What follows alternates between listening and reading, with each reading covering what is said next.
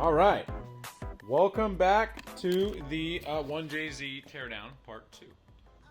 The last video was definitely not organized because I was running back and forth between like figuring out what was wrong with the 1J, recording on the camera, recording on my phone.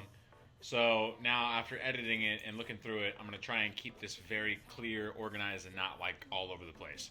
So let's come on back. So with the OTC reader that I was using, basically I learned that I had a bit of leakage in the cylinders. Now, it's not the bottom end. What it is the head. So, I have spent some time on the motor over the weekend, and I didn't have a camera with me, which whatever, I kind of wanted just to dive in slowly, and sometimes you need to do that. Sometimes you can't really just focus on recording and working at the same time. It just ends up being a lot, especially when you're doing things that need to be like precise. You have to like pay attention to certain shit. I can't put brain power into both. Recording, doing certain shots and angles, and making sure things are in focus, and then also think about what I have to do.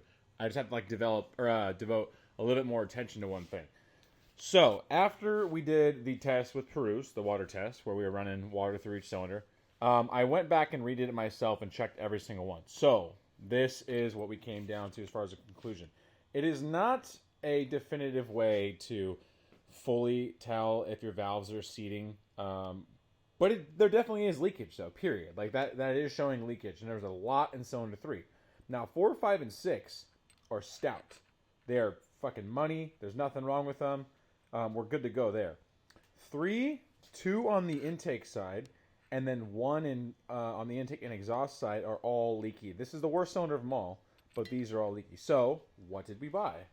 Well, after talking to Scott and Peruse, we bought some compound to valve lap and the valve lapping tool. So we're going to be using this tool and this compound and going through a valve lapping procedure.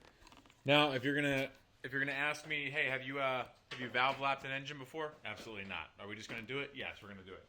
We'll figure it out. I could hit up a few guys. I could hit up Scott. Scott's done it a bunch. Peruse has seen people do it, so I'm sure we'll be able to do it. It's probably not that ridiculous. But we're gonna lap them all. We're gonna reseat these. I bought new SuperTech stem seals.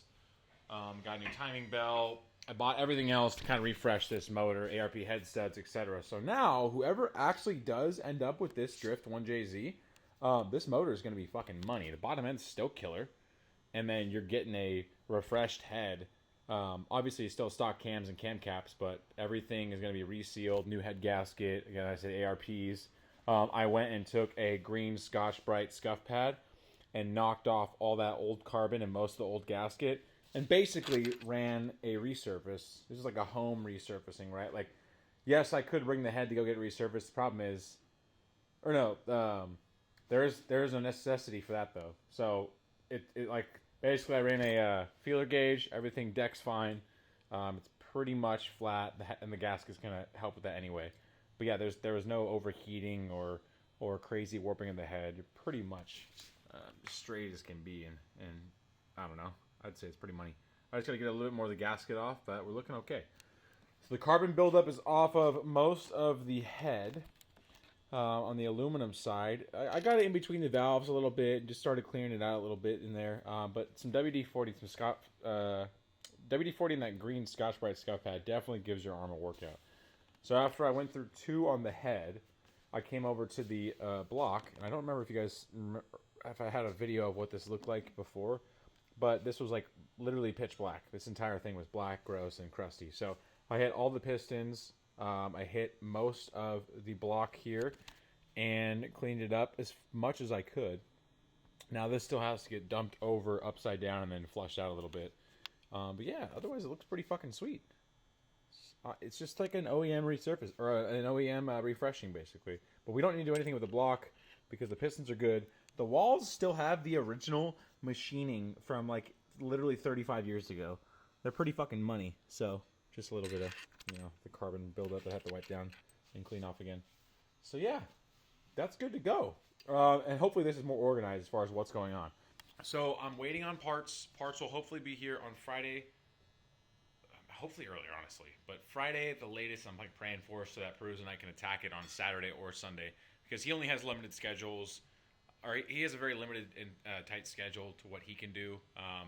Same here with me. We have relationships, and there's other things we got going on too. So adding a motor build to the week when we're not just doing school anymore just ends up throwing a wrench into things. Now, I have a very open schedule because I make my own schedule. He doesn't. So if I'm going to use him for a lot of the help and the assisting, and what he wants to do is actually he wants to hop on camera while I build, so it's not me holding the camera anymore. So I need him here anyways, which would be kind of cool because then it's a flip of what we were doing before when he built the motors and I was holding the camera. We're going to switch it up. So, yeah. He'll learn some camera skills and I'll learn some motor skills. So, yeah, hopefully those parts come in. We'll be able to get this back tidied up together. And then, yeah, I got to rent a tool to get the cam. No, not the cams. I got to rent a tool to get the springs compressed back in there. But we'll get to that when we get there. So look forward to that. What's new? I guess we'll show you the shop now. Let's show you the shop update. The garage has been renovated for sure. So check this out. I ended up putting some money back into it after I sold the FRS, and I took some of that money, and we reinvested it back into the space and cleaned it all up to make it super dope, super tidy, and really just, dive back into my automotive roots. So I saw Andrew back at Oakland, and he had his Husky 3-caster box. It was like a 62-inch. It was really nice, nice wood surface, and I was like, damn, I want one of those.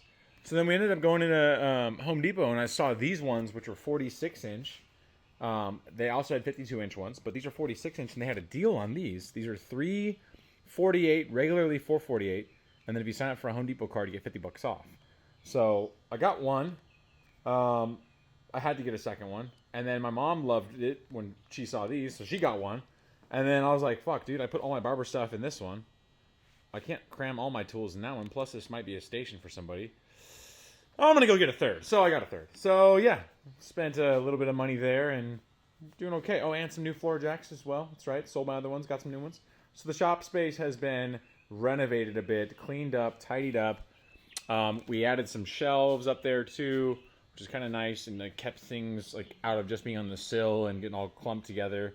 And then my pops, he helped me with the electrical. So the conduit was already here previously from the last person that lived here, except for this section here. So I knew with daylight savings going on, I was kind of struggling with most of the cuts. The cuts ended up being like a lot longer than I was used to. Like I usually am doing like 30-minute haircuts. Because the lighting's so good right out of the garage. Like this hill has the best, like, natural light. Now daylight savings hit, so all my haircuts that are like 3:30, 4 o'clock on, like right now, I have the garage closed because it's so bright and so orange. So I needed something to offset that, especially when the cuts come out later. Like guys that are coming here at 4:45, 5:30, 6 o'clock. It's pitch black outside. I got no more daylight. I can't use the top light and the fucking ring light. It does not work. It's just gross. So I told my dad I need some help with some lighting, and I ended up snagging these two lights from Lowe's, and then he ended up getting the conduit from Home Depot and the switch and everything, so about $100 in material, and then he kind of showed me how to run solid wire and put it on a switch, and good to go. Now we got a nice little setup, full-on fucking barber station. Yeah, I'm super juiced about it. It's really clean, it's really tidy, it just gives it a good feel in here, and these boxes are so perfect for what I'm going for. If I ever go and build out a shop or somewhat of a auto style shop, basically exactly what this place is. Wow, that's dusty. If I ever build out something like this place is, but like tenfold, right, with some like lifts in the back, I will use these exact same boxes for barber stations because why not? This is literally perfect for what I'm going for. Somebody told me a long time ago, I don't know who it was, but they like shit on the idea of like toolboxes as barber stations because it's been done 100 times. And honestly, fine, I get that. But like for me, someone that's really heavy into automotive stuff, I don't know why I like let that be such a huge like block in my brain of like not thinking to do that. I was using these shitty little fold-out tables, and then I thought about it and I was like, let's just try it. And then I put everything in this box, dude. I fell in love with it so fast because it's so clean with the wood surface. It's tidy. It's got an automotive tool feel, and you're reaching in for your barber clippers and stuff, right? It just works. It's such a perfect combination of cuts in cars, and that's also why I'm like jumping into the rebrand too. So I'm going full force with this as much as I can. I've already got like logos made, stickers made, and I'm so juiced. So yeah, here's just a little rundown of everything and the shop stuff, and You know, I've got most of the other tools clean and tidy in there. Got like chargers in here and backstock from everything else. If clippers break, extra stuff in there, product, and then all the towels and stuff too. So these boxes are really kick-ass, and they're soft close. Yeah, so just such a good upgrade, you guys. So fun. Mind you, this is a, you know what, a 200 square foot, maybe 150 square foot garage that we're working with here. I can't wait till we get a 3-car garage and just really build out something. So here's another thing. So this one's my mom's, but this one is mine, and I figured this one was going to be the dirtier box anyway. So I have all the workbench stuff up there. I didn't want to like put motor shit on another fold-out table that could potentially break. Like when the head and intake manifold was on here, it was getting kind of sketchy. This is obviously a little tweaked out. So yeah, I wanted to make sure that was minimal, and then this is all here. And then as you're looking to my left, you see the newest addition. That is the new beer on tap. This is Cali Craft. This is a Walnut Creek company. I think it's actually San Jose where they brew it, but the tap house is in Walnut Creek, right off of Treat or Ignacio, in the Park Shadelands area. And this is actually a really tasty IPA. I like their Cool Kids IPA. That's my favorite. This one's really not bad. I'd say this is a close second, but I wanted to start off with this, not to like, you know, tease everybody too much. And then I'll weasel into getting the Cool Kids on the tap handle and having those in there for people to drink. So yeah, when you come in for a haircut, there is beer on tap. Do not hesitate to grab some. Oh, look at this. Look at all these tools. Oh, everything. Lovely. Finally have boxes and I'm not running out of tool bags. I don't know if you guys saw for a long time, but like I was building cars and like servicing shit on my own vehicles just out of like a single tool bag and all my tools in there. It was like a 150-pound tool bag. It fucking broke twice. It's too much. So now we have the boxes, everything dialed in, and we're getting to work on the 1JZ build.